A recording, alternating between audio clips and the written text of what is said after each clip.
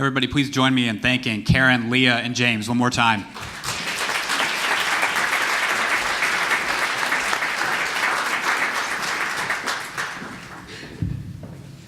Good morning. That was great. What a great way to get this going, and we have an amazing group of panelists here to weigh in and provide some of their own ideas and react to what they just heard.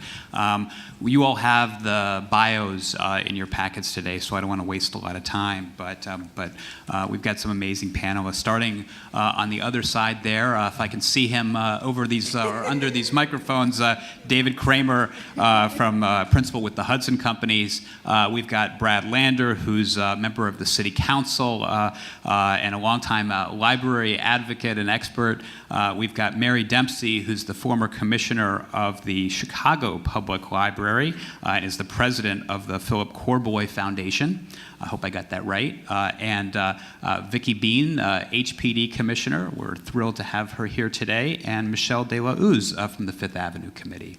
So there's so much to tackle with such an amazing, multifaceted presentation, and I have some very specific questions for all of you. But I thought I would start with just what are your initial impressions? What are your takeaways from what you heard so far? Are there things that you really that stand out that you like? Open to everybody. It struck me watching it that the library system is really should be doing and is beginning to do what every other owner in New York City does, which is thinks about their property and thinks about what they should do to maximize the property, whether that means in size or revenue or in scale.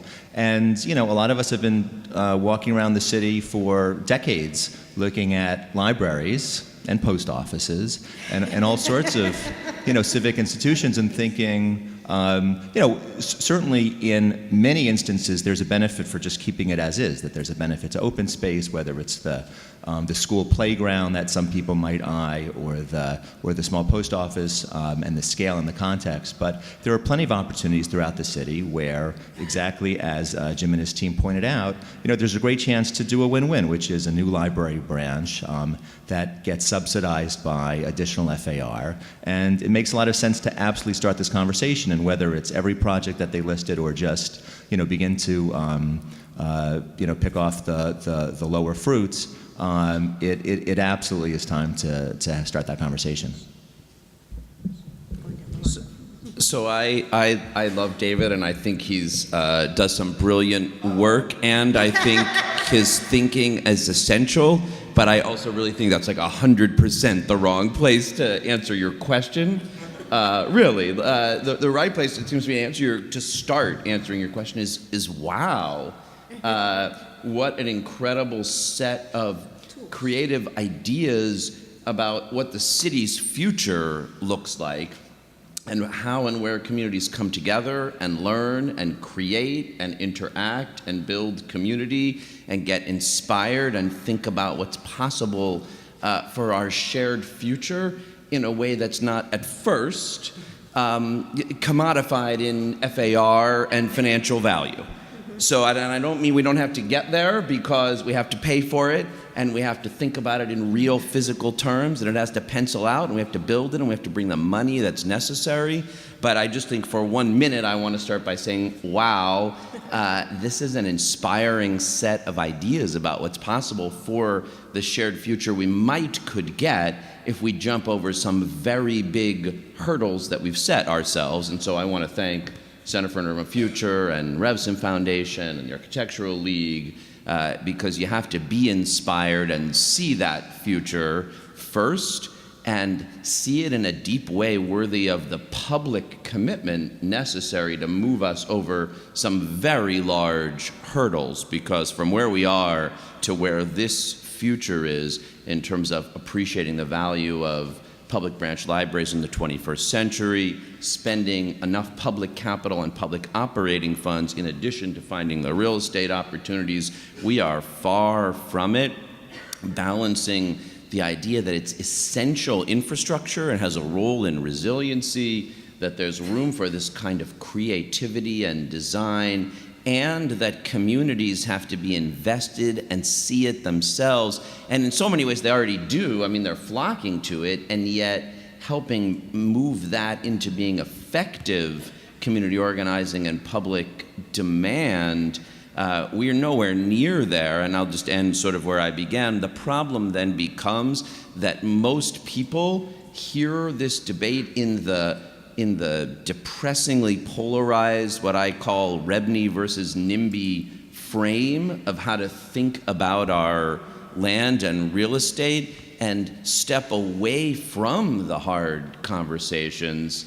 You know, and we've seen that even this week out in Sunset Park, where, to his credit, my colleague Carlos Menchaca, in partnership with Brooklyn Public Library and Fifth Avenue Committee, is trying to lead us forward, but you instantly dive into that polarized debate, and what it seems to me charts the way forward is the kind of creative thinking that we started to see here. Thank you. Did you want? So my immediate reaction is, wow, very interesting, because I come from a place where libraries do spark and catalyze socioeconomic improvements. But I'm very interested. I will be very interested in hearing the reactions, and as the studies unfold, from the 3 library systems. Because one of the great things about this conference, it seems to me, is that this is blue skying a lot of really visionary ideas. But one of the most earthquake-shattering, changing, shifting idea proposed is that you've got 3 distinct systems that have historically operated in their unique way, and what you're really doing is really re-envisioning or proposing a re-envisioning of those systems in a different way. So I'm sure that the librarians who run those systems, the staffs that run those systems, will be very integral to this conversation. The other thing that struck me as I read through all of the reports and heard today's presentations is the one thing that I think has to get factored into this is that as you build new and exciting buildings which are welcoming and which do bring people in and do catalyze change in a neighborhood because people see this as an investment in their quality of life, you must also invest in the operating budgets of these institutions. You cannot build newer, larger, more welcoming buildings which will handle this huge influx of people who are constantly using the library without having the professional staff on staff, paid for, and the operating budgets built. So it does you no good to think about the buildings without thinking about the operating budgets that go with them. Otherwise, you will have only done half the job. And so that's really an integral part of it. And lastly, I would say that I think what libraries, and I've always kind of felt this way, what libraries really need is, in order to shift the public policy conversation, we basically need a marketing campaign. We need a campaign that says, I use the library. I'm a taxpayer and I use the library, and that's why this is important to me. Because until you really generate that groundswell of public policy and belief in libraries, the dollars are not going to follow. So I want to express a wow from a slightly different position, and that is that I thought the planning tool was really a wow factor, and the fact that you really started with what does this community have, what does it need, how does it fit with the broader neighborhoods and you know the borough needs and all of that was really terrific, and the tool made it very obvious and you know really brought home some of the critical factors that need to go into that analysis.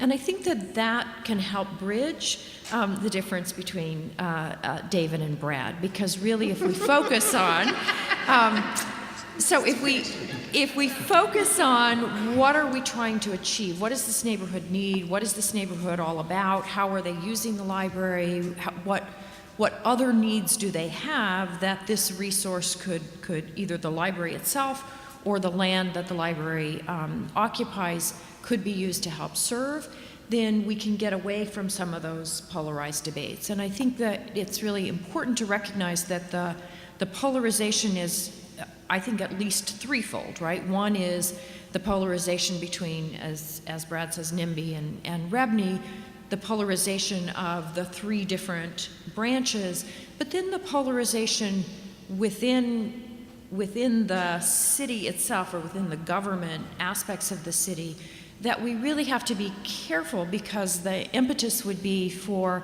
someone like me sitting at HPD to say, I need that for affordable housing, and somebody else to say, I need that for parks, or I need the money that the value of that land creates back for my library. And we have to see it, we all have needs, and the question is, what does the neighborhood need? And we have to have not a one-size-fits-all solution where we have land, we put it to use for whatever, but really that it's an individually based determination based upon the needs of the neighborhood. And so I think the planning tool really focuses on what are those neighborhood needs and how can this particular library on this particular site help to serve those. So, good morning, everybody. I guess I'm very excited about the planning tool, and quite honestly, want to implement it immediately, and will do so, actually. So Fifth Avenue Committee is in the midst, actually, of, we're actually probably uploading the application right now to New York State HCR for tax credits to build affordable housing over an newly expanded branch library in Sunset Park, which, by your indices, has many, many different needs, and if you just stand in front of the library any day of the week, you know that it's meeting a number of community needs. It's an immigrant community, it's a working class community, there's a Workforce One center in the building, it's a community that has the largest Mexican population in the city, third largest Chinese population in the city, has a very large population that speaks Arabic.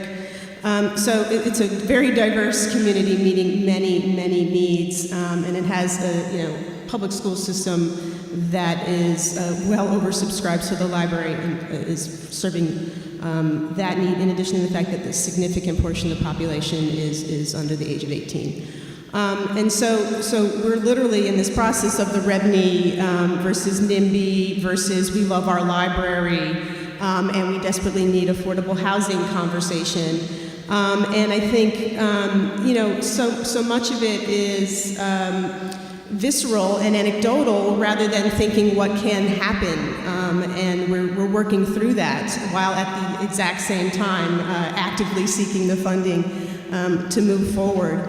And, I'm very heartened, honestly, by the fact that, despite the fact that there's so many folks who have a lot of concern about and distrust about, is this planning really going to happen at the neighborhood level? Are we really going to get a chance to weigh in on what this should look like and make sure that it's going to work for the community? Because so much of the conversation about development in New York City over the last several years has been so developer-driven that people distrust any planning process as being tokenism. And, so it takes a lot of effort for an organization, even Fifth Avenue Committee, that's a known and trusted organization, to get through that distrust. And so to the extent that we can use those tools but make them accessible, I think part of the challenge, honestly, in a lot of these conversations is taking these incredibly complex ideas and making them accessible to the general public. And we do a lot of popular education where we take out Lego blocks and put felt up on the wall and break down AMI and help people understand what FAR is and things like that. And that's really critical if you want meaningful community engagement in this conversation.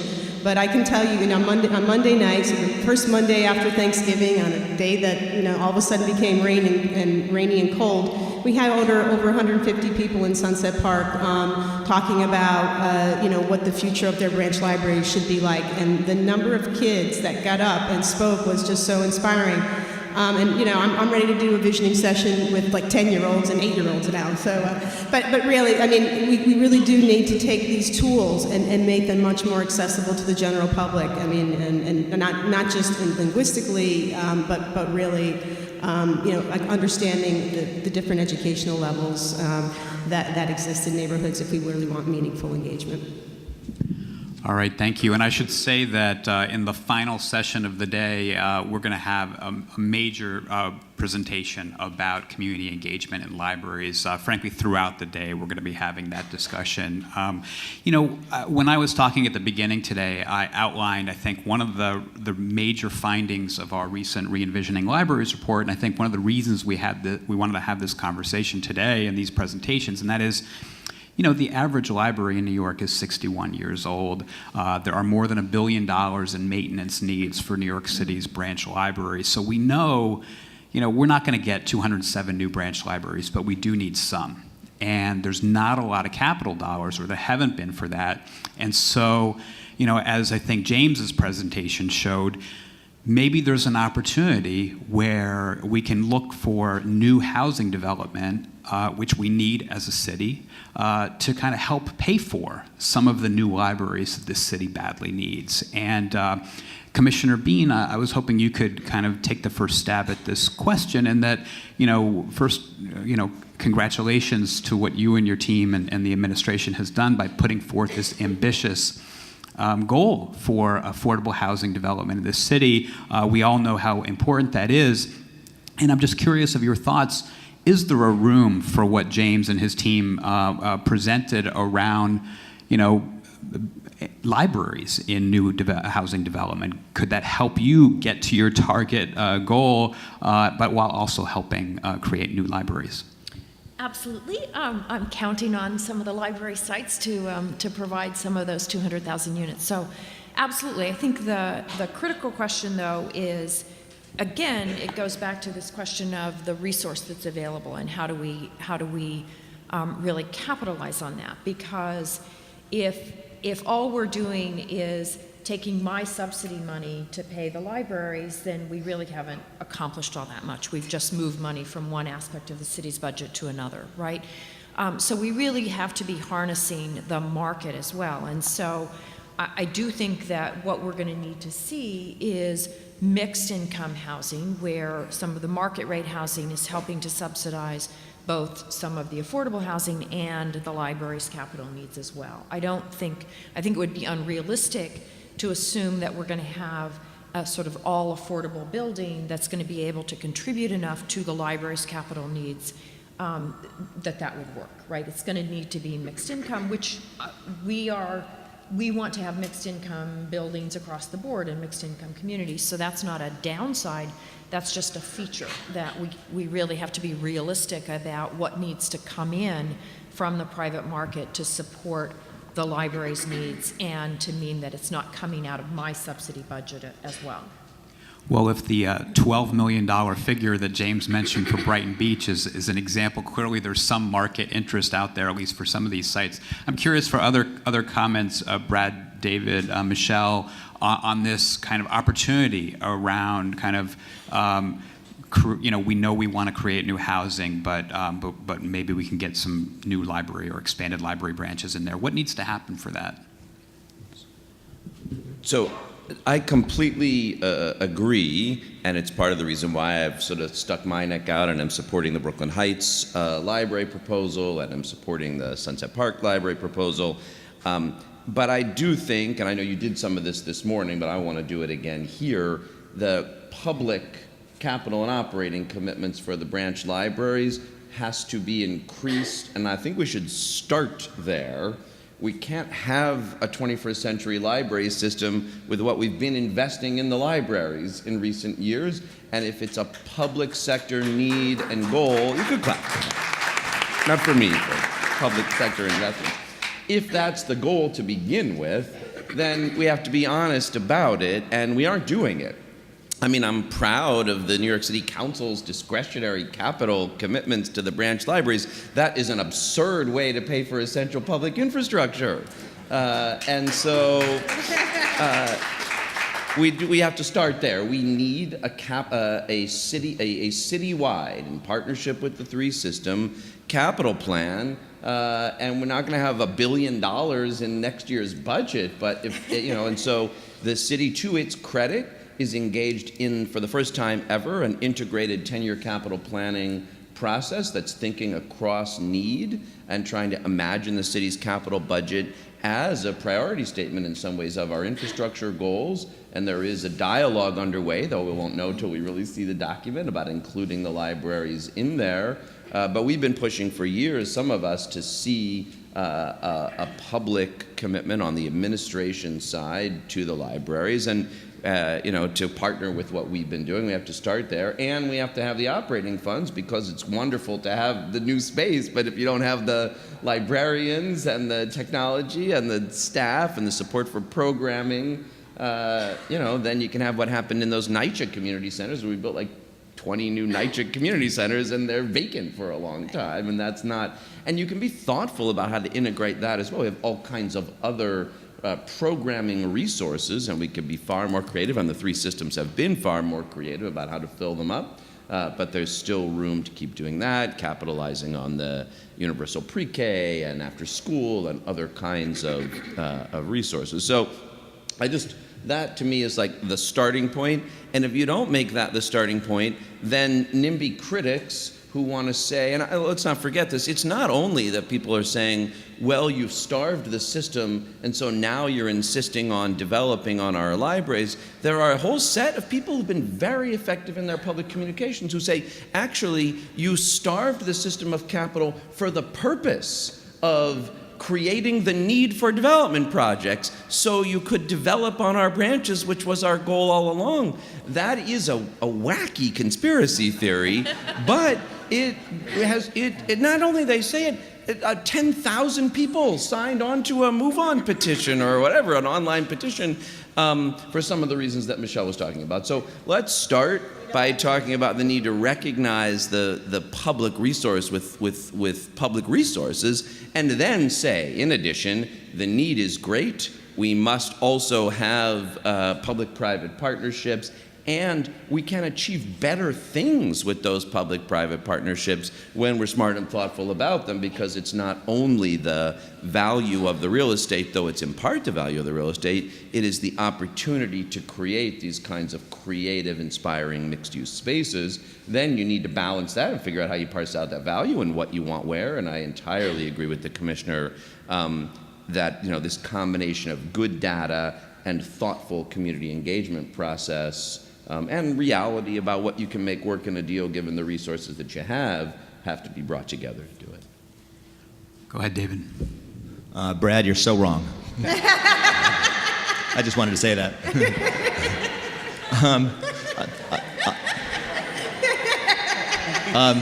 I'll take it a step further, which is that I think libraries could learn from parks. And I'm sitting here in the developer chair, but my first job was I organized local Los Angeles parks back in the 80s. And parks and libraries have the same problem, which is it's incredibly provincial. Everybody just cares about their own library and park. And what you've seen happen in major cities with the parks movement, that hasn't yet happened as far as I've seen, with the library movement, is a citywide or a countywide parks movement. And all of a sudden, you have that constituency that begins to feed the capital budgets. And so now you have city parks, you have New Yorkers for Parks. You don't have any of that infrastructure for libraries. And it takes a lot of work to get people to care about anything other than their local branch. But when you have a library constituency the way you have a school constituency or parks constituency, it makes a huge difference. So now I'll segue to my developer hat, which is to say, on the housing front, we have a big project we're doing with the Brooklyn Public Library in Brooklyn Heights on Cadman Plaza, and talk about how a sausage gets made and the different priorities. We started out just coming up with a number for housing, and then it became an inclusionary housing project, and then it became a project that had both affordable housing and moderate income housing. And there was demand for a larger library branch than what was suggested in the RFP. There was some head scratching at City Hall, thinking aloud, well, maybe we should have some pre-K here. There's been a lot of talk in the community about, shouldn't this also be a public school? And it really is, it's not a laugh line. It's a serious public policy issue, which is that you have FAR, you have space, and forget NIMBY, REBNY. It's like money for the library or space for a public school. And the Brooklyn Public Library has $300 million in deferred maintenance. So they were looking to Brooklyn Heights as a place to catch up with a sizable chunk of change, which happens to be $52 million. For the library, for Brooklyn Public Library, which is a huge number. And you could put in a school, or you could put in pre-K, or you could increase the amount of affordable housing, but the difference between 50 million and 30 million means that 4 or 5 branches don't get renovated. So it's a real push and pull, and the story's not even over yet. Michelle and I are both going to enjoy a very delightful Euler journey where I'll be recused. You'll be recused. That's right. That's right. Where this all gets finalized. It's not final till it's final. Yeah, no, I second the sausage-making comment. But I think but going back to the 10-year plan and the fact that it's so needed, the issue is that so many of the issues that we've talked about, and we've just touched on, public schools, libraries, affordable housing, storm preparedness, senior centers. I mean, all of these have urgent needs, and we need, we need to think of them collectively. And it's really startling, really, how urgent the needs are that need to be focused on. That being said, there really is an efficiency of trying to marry, whenever it makes sense, multiple community benefits in a project. And there's no question that the project that we're currently working on with the Brooklyn Public Library, by expanding that library space from 12,000 square feet to just over 20,000 square feet, if that were to be a standalone branch library, would cost twice as much. And so the fact that we're able to get 100% affordable units, built from 30% of AMI to 90% of AMI. And still expand a branch library by more than almost 8,000 square feet on a busy commercial corridor above a subway stop in a neighborhood that needs that is incredible.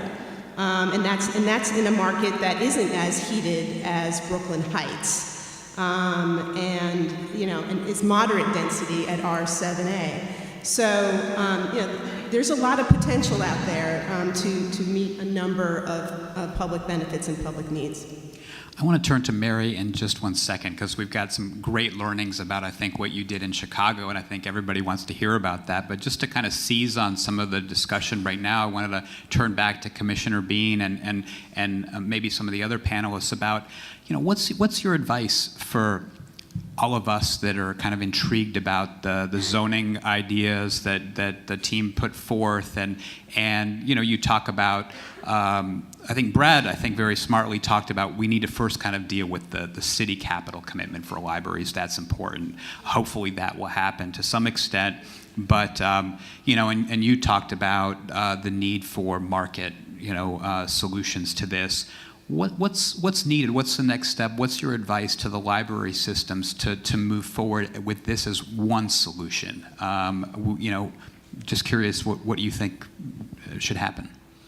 So I think it's important for the library system and all of us that are interested in both the libraries and in other community needs that could be met by developing some of the library sites, to get specific, right? To pull out some sites, as Julie Sandorf at Revson has done, in the past. We've really focused on individual sites and visioned them and saw what could happen, and started the conversation about how does this fit with the particular neighborhood needs. I think until we get specific, it's you can just slosh around in a conversation that's sort of too general.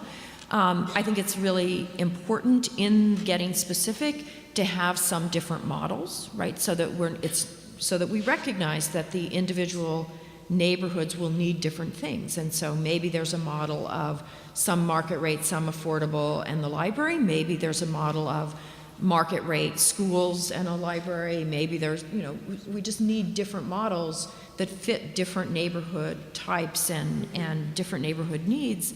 And then once we get specific, then it's much easier for the Department of City Planning, for all of the different agencies that might be involved to really dig into that and make it happen. And really we've got a market right now that's strong that we need to take advantage of, and there's a tension between getting it done and getting specific so that we can get moving, and the community engagement that's necessary. That's a balance that has to be struck.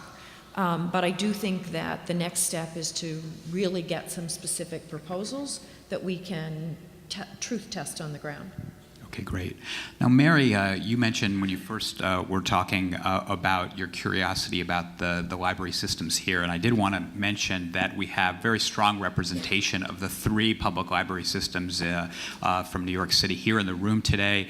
Bridget Quinn Carey from the Queens Public Library, Linda Johnson from the Brooklyn Public Library, Tony Marks was going to be here but had to be in Washington, but several people from New York Public Library as well, so we're really thrilled to have all of them here today, and they've been very helpful with our research about these issues. But you've got a real powerful story to tell about what happened in Chicago, and in my original remarks, obviously, Mayor Daley embarked on a pretty significant and far-reaching plan to renovate and rebuild branch libraries, but it wasn't just to build libraries. It was part of a neighborhood stabilization and revitalization effort, and I think it gets to what was in the presentation about thinking strategically about libraries, and I think that, as David Giles mentioned, we don't do that so much in New York. So what happened in Chicago, and what can we learn from that?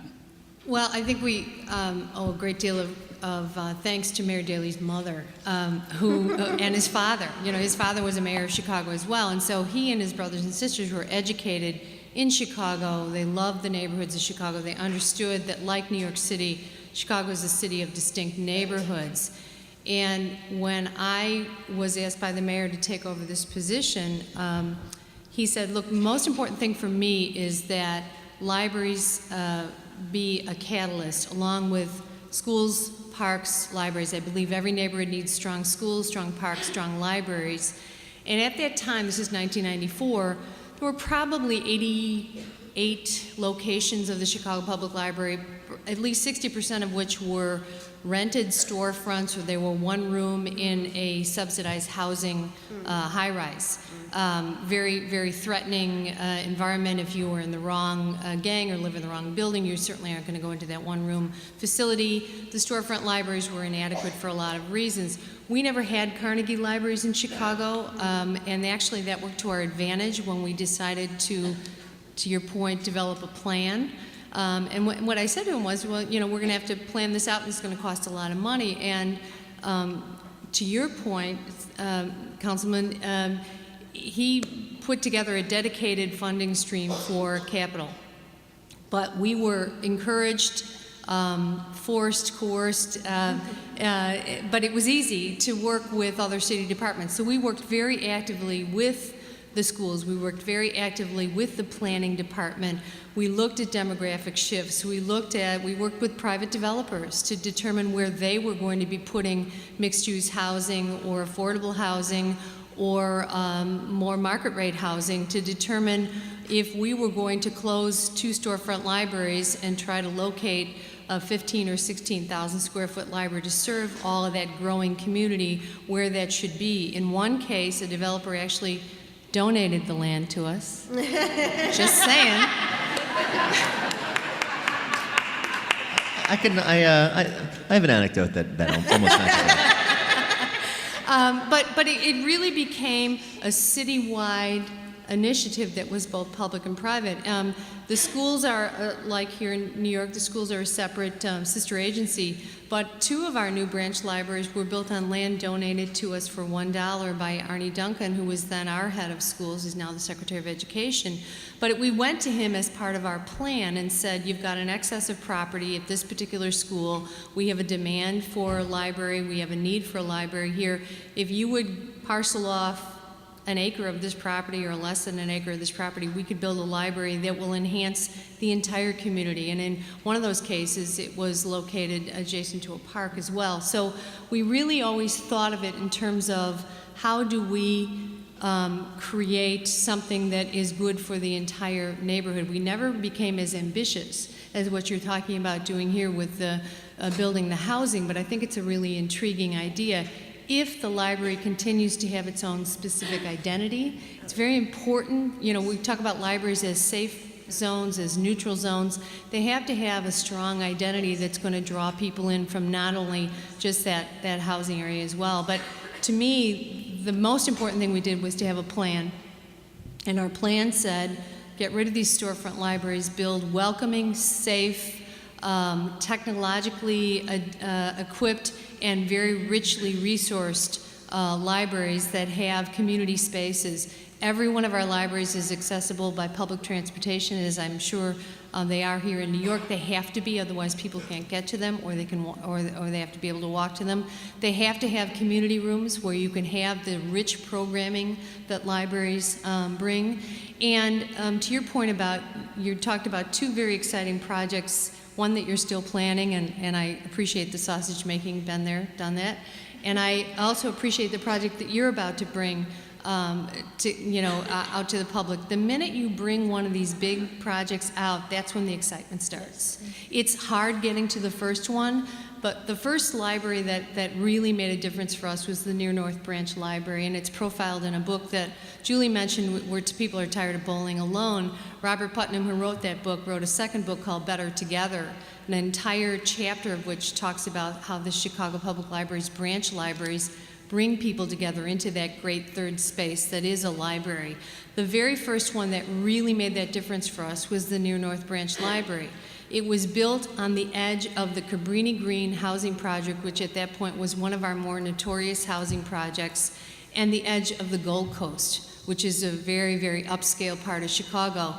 We had a developer who really desperately wanted to develop market rate housing in that area.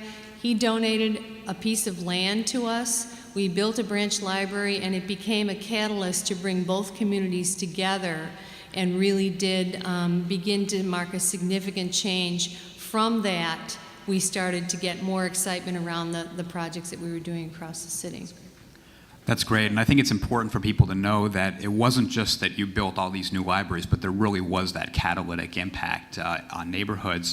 One quick follow-up in that you said that you actively worked with different city agencies, including the planning department, and I want you to speak to that because in our Re-envisioning New York's Libraries report, one of the recommendations we made was that was kind of teeing off the point that New York, I think, is hurt by not having somebody inside City Hall who's really the liaison to the libraries. No one that's an internal advocate who can meet with other agencies. Certainly the library presidents of the three systems can meet with different city officials, but there's no one inside City Hall that's really kind of doing that. And I'm just curious, were you actively meeting with planning and saying, we need to put a library here, or this is what the needs are? It seems like it makes it a little easier to be strategic.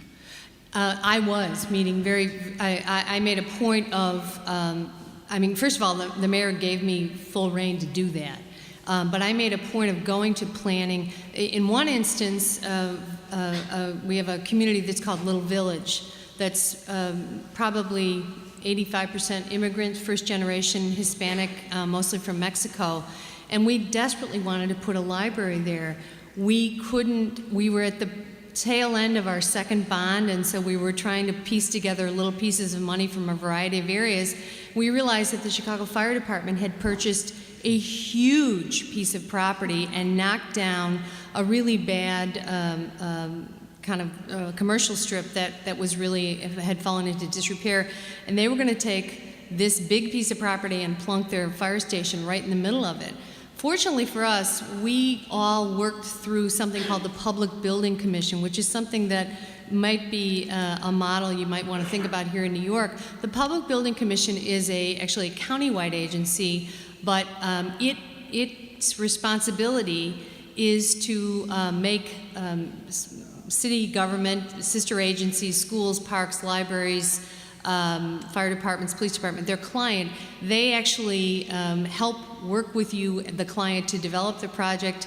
They bid it out, they get the architects, you can meet with them. We met with them on a weekly basis, but we were their client, and it's really streamlined the entire process.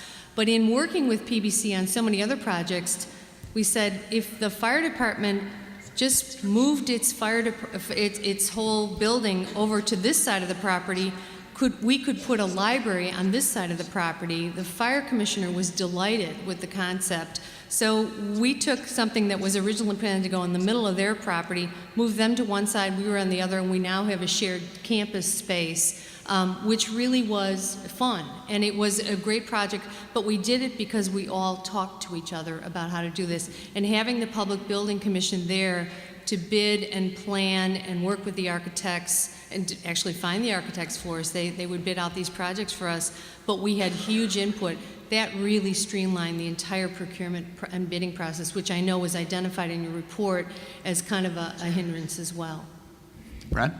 And I just want to add that this speaks to the importance of having that point person. And I'll say, that was in my transition memo to the administration. I've begged multiple people inside City Hall to volunteer, in part because the absence of that point person at City Hall is a constraint precisely with DDC, our Department of Design and Construction, because everyone else who's pleading for their time is either a commissioner or a deputy mayor or central at City Hall. And that's hard when who's pleading for their time on the library side is our wonderful presidents of the three systems, but who are at a distance from the mayor who appoints the commissioner of the Department of Design and Construction. So I really think improving the system to deliver, however we choose to do that, whether it's through DDC or through other models, there's got to be the point person at City Hall, close to the mayor and part of the administration, or else it's just going to be a more distant goal, even if everyone wants to see it, because everyone else is a commissioner or a deputy mayor and closer to the first deputy mayor and the mayor when decisions come about resource allocation, and at a minimum can get there faster. It's a great point. I think if we all want to be more strategic about the libraries and their future, but to get there, it would certainly be a lot more helpful if we had somebody inside. Now, we have just a few minutes left. I wanted to kind of go back to each of you. This panel was really kind of titled Integrating our libraries into the housing and community development goals of the city. I think I would add, based on the great presentation, resiliency as well. And I wonder if you all have any final thoughts or suggestions you'd like to add about how we can get there and what the next step should be.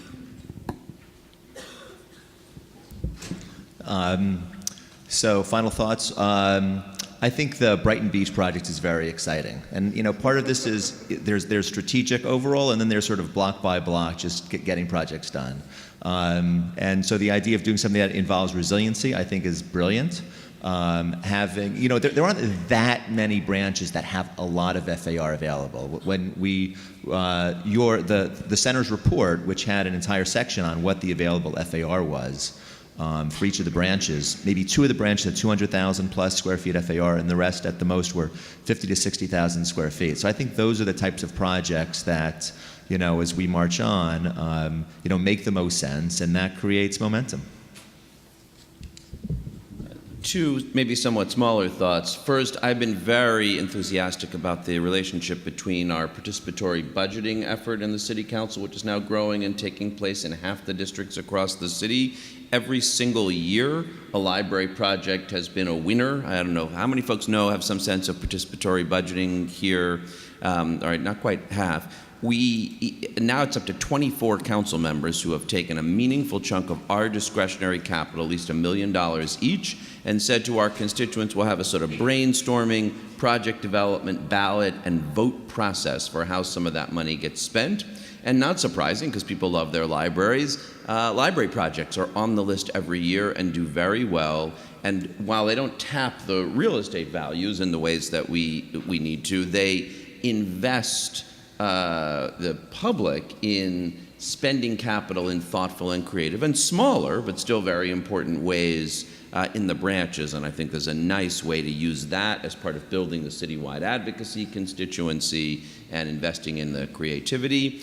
And second, I'll say, this has been implied a lot, but just not lifted up, the thinking about what the libraries themselves are is so important. And we just have to kind of say it out loud to the Luddite in me just is clinging to the books and the hush and the quiet. I love it. I want to hold some of it, and we must hold some of it, but and actually, this is, you may have seen in the Times a couple weeks ago, last year's participatory budgeting project in my district paid for new technology in a couple of branches, including some wonderful youth technology that, like a Times stringer, got the ability to say she hated, and she doesn't go to the library anymore. She goes to get the books and then goes home because the kids like the computers and they want to break the screen time rules, which are only a half hour a day. Anyway, but all that said, thinking about how the branches themselves are evolving, and what, not just internet access, but what kinds of creativity we're making people into digital media creators, and making films and collaborating in new ways, what kinds of spaces we need to do it. That's an exciting part, not always an easy part, but an exciting part of the process as well. I would simply say, if the commitment is there, then determine that there needs to be a dedicated funding stream for capital and operating needs for libraries. Can come from a variety of sources, whether it's from taking advantage of the FAR. It can be, don't get rid of the discretionary spending, but don't make that the linchpin of the funding. And it could be bonds, it could be a variety of other options, commercial, becoming a commercial landlord, but understand that underlying it all, there has to be a dedicated funding stream, not only for new buildings and renovations to buildings, but cyclical maintenance to constantly refresh these buildings, their furnishings, and their collections.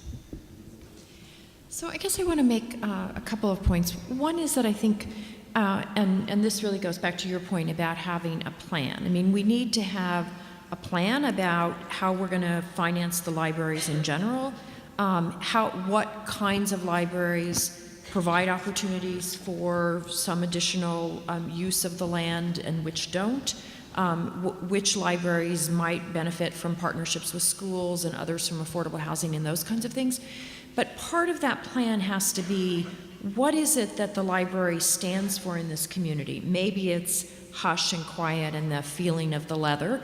But in many communities, it's a community space. It's the resiliency discussion has to be not just about how do we make our buildings more resilient, but where do communities go in the face of a crisis, right? There has to be a place for them. And part of that planning exercise really has to be, well, what else is going on in the community, and are we being careful that we're not essentially cannibalizing each other? I mean, I see proposals come in to use the community facility space in affordable buildings where, the proposals will be, well, we want to have readings of fiction. And I'm like, gee, that might be at a library, right?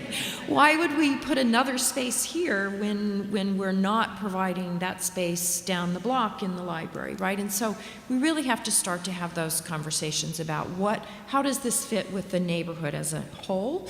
And that, of course, is a basic planning exercise and really needs to be done.